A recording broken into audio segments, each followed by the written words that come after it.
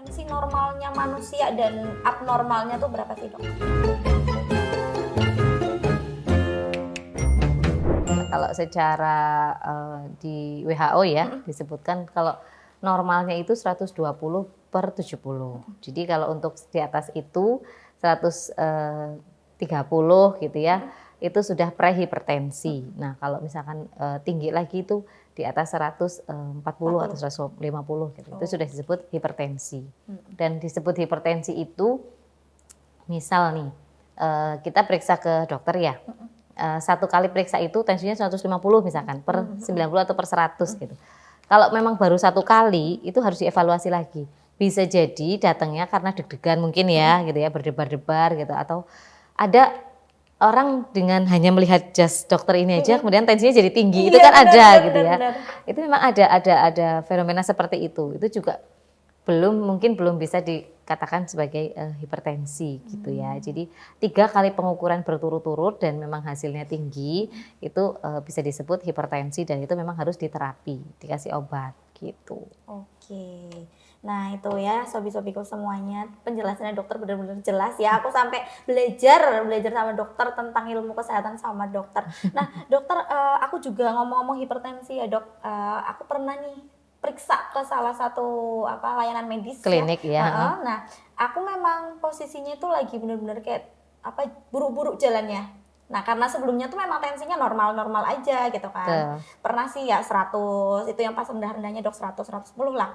Nah itu kaget mungkin apa memang karena habis jalan ya dok ya, itu 140 per berapa lupa. Nah itu juga bisa jadi faktornya Pengaruh, ya dok, betul. Aktivitas fisik itu kan juga berpengaruh. Pada saat mungkin aktivitas kita banyak gitu ya, berlebihan, capek, ngos-ngosan gitu kan nadi kita juga naik gitu ya. Nanti dia akan mempengaruhi tensinya itu tadi. Pasti biasanya cenderung lebih tinggi ya. Apalagi kalau misalkan kita periksa menggunakan tensi digital itu kan lebih sensitif ya gitu. Jadi memang dia nilainya agak tinggi gitu. Makanya dikonfirmasi sampai 3 kali pemeriksaan berturut-turut ya. Jadi misalkan hari ini datang kemudian 1 hari atau 2 hari datang lagi, cek lagi. Kalau hari yang ketiga kalinya itu kalau misalkan tinggi terus cenderung tinggi gitu, sebaiknya kita beri obat anti hipertensi. Gitu.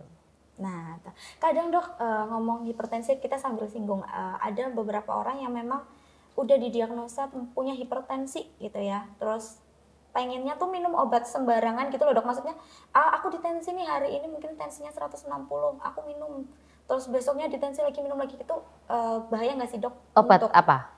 Obat tensi? iya untuk penurun hipertensi itu tadi. Iya, kalau untuk obat tensi justru malah disarankan setiap hari minum obat tensi supaya tensinya stabil gitu, nggak terlalu tinggi gitu ya. Kalau tinggi itu tensi itu kan kalau tinggi bisa sampai tinggi, ada yang pernah saya tensi itu 200 lebih gitu ya. Tapi dia tidak merasakan apapun.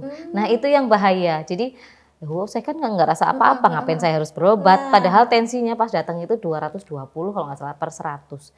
Itu kan kayak apa ya, pembuluh darahnya gitu ya. Pembuluh darahnya itu kan mungkin tegang dan kalau sampai naik lagi tensinya dia bisa pecah. Nah, kalau di otak itu yang disebut dengan stroke. Gitu. Nah, kalau misalkan di jantung biasanya ada kalau orang bilang tuh apa ya? Jantung koroner ya. Jadi dia kayak tiba-tiba berhenti gitu. Itu juga bisa. Tiba-tiba kadang kan ada yang orang meninggal mendadak gitu ya. Nah, itu dok. Gitu. Itu juga bisa salah satunya disebabkan karena tensi. Kemudian tensi tinggi itu juga bisa berpengaruh ke ginjal, itu juga bisa gitu. Jadi banyak, makanya sebaiknya kalau Sobi ada yang hipertensi gitu ya, mungkin ada keturunan bapak ibunya gitu ya, atau memang pola makan ya, lifestyle-nya itu juga kurang baik dan ternyata tensinya jadi tinggi, sebaiknya berobatnya rutin. Setiap bulan itu harus berobat. Gitu. Jadi setiap hari ya minum obat supaya tensinya bisa terkendali. Tapi jangan sembarangan ya, jangan minum. Itu. Kalau belum periksa, sebaiknya periksa dulu baru nanti misalkan obatnya bisa mungkin bisa dengan resep ya gitu, asalkan memenuhi tadi tensinya harus terkontrol. Gitu. Nah tuh ya sobi-sobiku semuanya, benar-benar pola hidup kita tuh benar-benar nomor 1 banget. Apalagi sekarang banyak yang junk food itu ya yang bikin tensi mulai tinggi. Makanya banyak orang anak muda yang sekarang tensinya cenderung tinggi karena mungkin pola makan ya gitu. Oke, dokter tadi sambil menyinggung tentang stroke ya dok ya. Aku pernah baca nih dokter ada stroke yang namanya stroke hemoragik sama non hemoragik ya dok ya. Boleh dijelaskan nih dokter untuk sobi-sobiku semuanya juga mungkin pengetahuan nih dokter. Ya betul. Betul memang stroke itu ada dua ya, stroke hemoragik dan non hemoragik.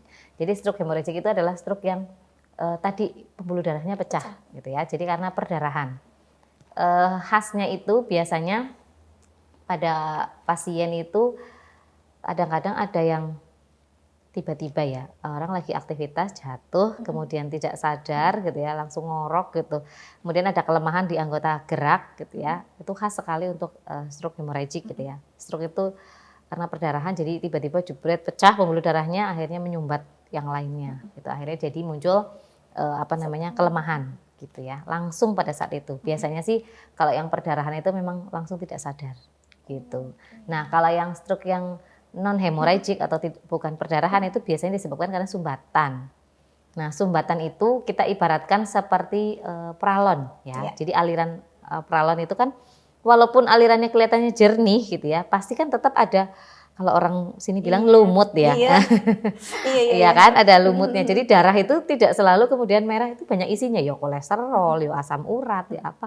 Akhirnya dia bisa membentuk sumbatan atau istilahnya trombus ya. Nah dia kalau misalkan nanti menyumbat di jantung, itu jantungnya bisa berhenti gitu ya. Kalau stroke itu sumbatannya itu ada di otak gitu. Jadi dia pelan-pelan kan awal-awal kalau kesumbat itu kan pelan-pelan ya sedikit dulu gitu ya. Mungkin kelemahan dulu, mungkin mulutnya merot gitu istilahnya ya. Kemudian mungkin matanya lemah gitu ya, jadi nggak bisa ngangkat gitu, ada ketertinggalan gerak gitu kan, atau kekuatan tangannya yang kanan dan yang kiri itu berbeda ya. Jadi untuk orang-orang stroke itu memang dia nggak bisa kenceng gitu karena memang motoriknya itu sudah menurun gitu, dan itu khasnya tuh satu sisi, misalkan tangan kanan ya kaki kanan gitu, tapi nanti untuk mulutnya dia akan berkebalikan.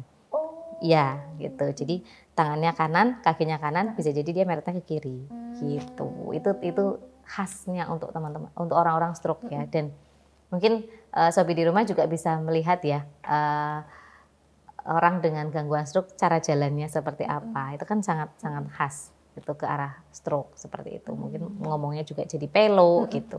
Itu juga ke arah stroke juga gitu. Makanya hati-hati untuk sobi semuanya, kalau di rumah tiba-tiba kok ada yang ketertinggalan gerak ya, entah kanan atau kiri, khasnya tangan dan kakinya berbarengan gitu, 6 jam golden periodnya itu 6 jam pertama sebaiknya sudah langsung ke IGD gitu. Jangan ke klinik-klinik yang mungkin praktek dokter mandiri gitu ya, karena kami juga punya keterbatasan, itu kan harus dirujuk ke spesialis saraf ya gitu.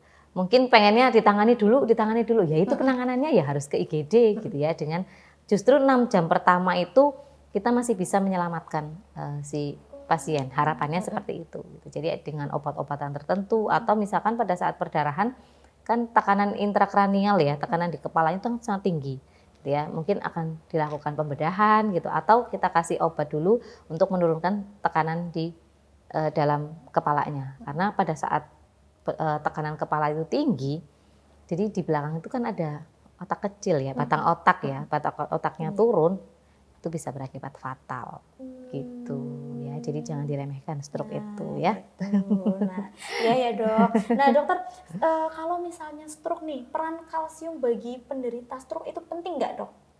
Ya kalau kalsium itu lebih cenderung ke ini ya, ke tulang ya, gitu ya. Kalau itu lebih ke saraf ya, persarafan ya, ada sih, tapi ya tidak terlalu tinggi ya, gitu. Tapi ada perannya di situ. Nah iya tuh, untuk sobi-sobiku semuanya memang kita nih pola hidup, benar-benar pola hidup yang paling utama dulu. Terus habis itu pola makan ya dokter ya, dijaga, jangan makan yang sembarangan. Istirahat yang cukup, jangan lupa ya. Kan sekarang pada suka main game, begadang gitu ya. Itu juga pengaruh ini, ya. Dok, kayak kelelawar ya, pagi buat malam. Pagi iya, buat malam ya. Malam buat pagi gitu. Nah itu juga penting banget ya sobi-sobiku semuanya. Apalagi pada main game apa itu ya dok ya, banyak banget. Iya, betul. Nah itu juga bahaya ya, sobi-sobiku semuanya harus diperhatikan. Nah lanjut lagi nih dokter ya, ada lagi pertanyaan nih dok ya. Bagaimana jika tubuh ibu hamil nih dok ya tidak dapat memenuhi kebutuhan kalsium untuk janin? Iya. tadi sudah disinggung ya sedikit gitu. Mungkin bisa jadi ada efek samping ke janinnya. Biasanya sih karena terjadi gangguan pertumbuhan tulang gitu. Yang harusnya mungkin sudah sampai fase apa gitu ya, karena dia kekurangan vitamin akhirnya jadi tidak sampai ke fase itu yang menyebabkan akhirnya jadi mungkin kerdil ya kalau istilahnya, atau kretinisme gitu. Atau mungkin vitaminnya terlalu banyak gitu ya. Jadi gigantisme seperti itu. Pasti ada pengaruhnya. Oke, kayak stunting ya dok ya tadi Ya, itu stunting salah satunya juga bisa karena itu. Oke, nah dokter kalau misalnya nih dari kita lagi mengandung nih, untuk diagnosa stunting itu saat masih janin itu bisa kelihatan atau Iya, enggak? ada screeningnya sebetulnya ya. Kayak misalkan berat badan ibu, kemudian nanti pada saat di USG apakah sesuai atau tidak dengan usianya gitu ya. Kemudian kalau biasanya sih kalau ini lingkar lengan ya, lingkar lengan ibunya gitu ya yang diukur untuk screening ke arah sana gitu. Makanya sekarang pemeriksaan ibu hamil kan diperketat ya, banyak sekali pemeriksaannya karena memang itu berpengaruh gitu. Oke. Memang nggak boleh sembarangan ya dok. Betul. USG penting, minum vitamin penting. Betul. Untuk kita yang nggak hamil juga pola makan harus dijaga, Betul. istirahat dijaga, muanya ya dok ya. Nah oke dokter, masih ada pertanyaan lagi nih. Tips apa nih dok yang supaya kita bisa mencegah osteoporosis bagi tubuh kita dok? Ya. Tadi ya kita sudah menjelaskan efek samping dari masing-masingnya. Nah tipsnya mungkin lebih ke sama sih sebetulnya. Yang pertama pastikan asupan kalsiumnya ya. Jadi kebutuhan kalsium itu kurang lebih 1000 sampai 1200 kalori per hari ya. Nah makanan-makanan apa sih yang banyak mengandung kalsium? Itu salah satunya adalah keju, kemudian susu ya. Jadi makanya kenapa anak kecil tuh wajib minum susu gitu ya. Karena kebutuhan vitamin D-nya memang cukup banyak gitu ya. Kemudian yang mengandung kalsium lagi itu ada almond, brokoli itu juga pengaruh ya. Kemudian yang sering kita makan kalau di Jawa ya di tempat kita itu kayak kedelai, tahu, tempe, mendoan gitu ya. Itu juga bisa menambah kalsium tapi ya jangan terlalu banyak ya karena ada efek sampingnya juga. Kemudian nutrisi dan pola makan tadi ya diutamakan yang mengandung kalsium tadi, kemudian vitamin D, kemudian vitamin K juga pengaruh ya, kemudian fosfor dan magnesium itu juga pengaruh untuk kepadatan tulang tadi. Kemudian aktivitas fisik, nah yang tadi juga saya sudah singgung ya, aktivitas fisik misalkan jalan gitu ya, lari atau angkat beban yang mungkin yang ringan-ringan ya, yang terlalu berat gitu ya. Kemudian asupan vitamin D ini juga pengaruh. Vitamin D itu kita butuh 600 sampai 800 international unit ya. Vitamin D itu ya telur ya, mungkin dari sinar matahari itu juga bisa. Kemudian jamur itu juga banyak vitamin D ya. Kemudian tadi hindari merokok karena tembakau itu bisa menyebabkan gangguan di tulang juga ya. Kemudian batasi konsumsi alkohol itu juga pasti ya. Kemudian berat badan. Nah, berat badan ini juga pengaruh ya. Berpengaruh ya, jangan terlalu susah kalau mau berat badan ya, agak gimana gitu ya. Betul.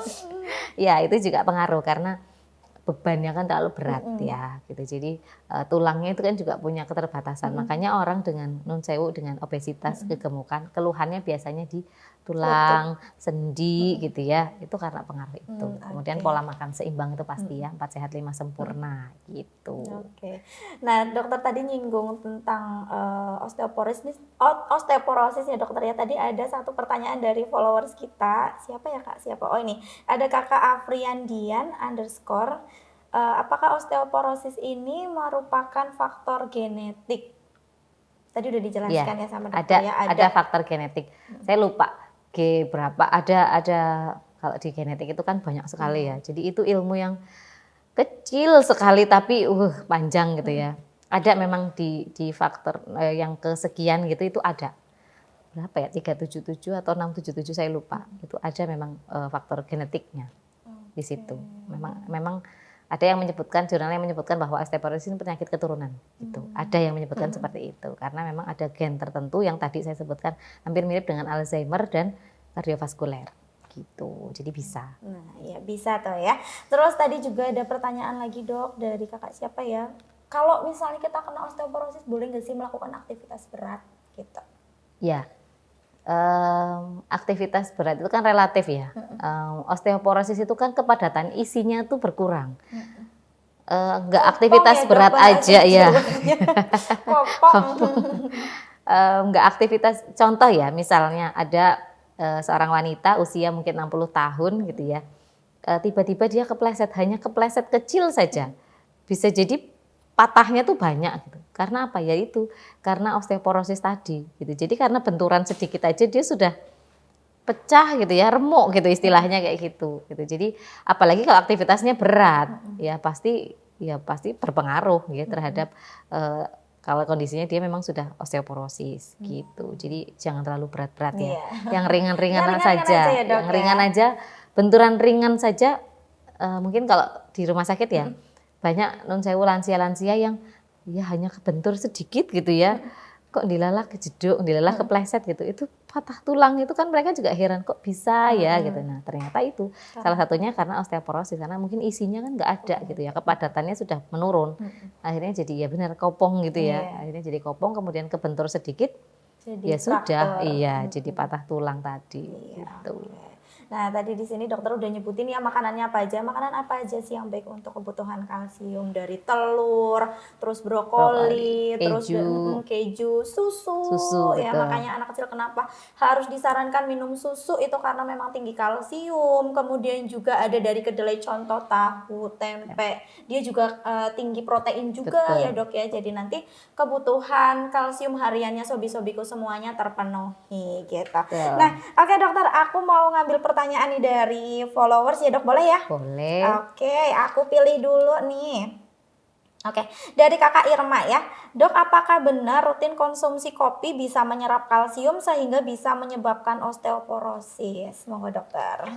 Ya, kandungan kafeinnya itu ya yang bisa berpengaruh terhadap si kalsium tadi. Itu makanya kalau dalam jangka waktu yang lama ya, tidak hanya tulangnya saja yang terganggu, nanti lambungnya juga bisa terganggu gitu, karena dia bisa menyebabkan asam lambung tinggi dan dia juga bisa menyebabkan tensi tinggi juga gitu. Kalau dikonsumsi dalam jangka waktu yang lama dan berlebihan ya gitu. Bisa. Kopi, rokok, minum-minuman beralkohol. Nah, biasanya dok kayak anak-anak sekarang katanya kalau nggak ngerokok nggak gaul, nggak keren ya. Nah, itu ternyata rokok tuh memang tembakaunya itu yang bisa bikin penurunan kepadatan tulang tadi. Selain itu juga untuk paru-paru juga ya dok ya. Betul. Itu sering banget nih. Banyak ya penyebab rokok untuk paru-paru ternyata, terus tembakaunya untuk penurunan kalsium juga. Iya faktornya ya. Jadi sobi-sobiku semuanya, dari sini kita dapat ilmu yang banyak banget dari Dokter Mei ya. Jadi teman-teman semuanya kalau misalnya ada pertanyaan lagi boleh banget. Nanti di komen aja, nanti biar Mimin kasih pertanyaannya ke dokter. Oke, dok, ada satu pertanyaan lagi nih. Aku tertarik sama pertanyaan dari K_Guntur.Sopian.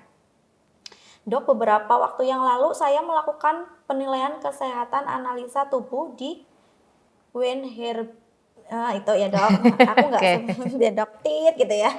Ternyata massa tulang saya hanya 1,9 kilo, padahal berat badan saya itu 53 kilo. Dan saya usia 26 kilo, apakah dengan 26 tahun? 26 tahun kok 26 kilo, Masya Allah. Apakah dengan kisaran segitu saya udah termasuk kategori osteoporosis dok? Boleh dok penjelasannya. Baik, untuk perhitungannya saya kurang paham juga ya, untuk pastinya perhitungan massa tulang tadi gitu ya, rumusnya dan lain sebagainya gitu. Dia usia berapa? Dia usia 26. 26 tahun. Kalau untuk 26 tahun mungkin risikonya lebih rendah gitu, karena apalagi laki-laki ya. Jadi dia tulangnya memang lebih besar dan lebih padat gitu sebagai untuk laki-laki gitu. Jadi untuk nilai yang tadi disebutkan menurut saya ya, karena kan alat itu kan juga diciptakan berbeda-beda ya, punya spesifikasi atau punya batas tertentu gitu, masih normal-normal saja sih sebetulnya, masih dalam rentan yang normal gitu ya. Tapi nanti coba saya konfirmasi lagi ya untuk perhitungannya gitu. Okay. Kalau itu ya masih normal sih sebetulnya. Masih normal ya Kak, jawabannya tadi udah terjawab sama dokter, sudah normal. Terima kasih ya dokter ya untuk sesi hari ini. Kita pamit dulu. Terima kasih untuk Dokter Mei sudah menemani kita sampai di jam sekarang nih dok. Terima kasih ilmunya. Sama-sama. Terima kasih kedatangannya. Sama-sama. Terima kasih juga ilmu-ilmu yang sudah diberikan dengan sobi-sobiku. Terima kasih untuk sobi-sobiku semuanya sudah menemani kita dari pagi tadi ya sampai sekarang. Terima kasih. Minku dan Dokter Mei pamit undur diri dulu. Terima kasih untuk teman-teman semuanya. Selamat siang. Bye-bye. Terima kasih.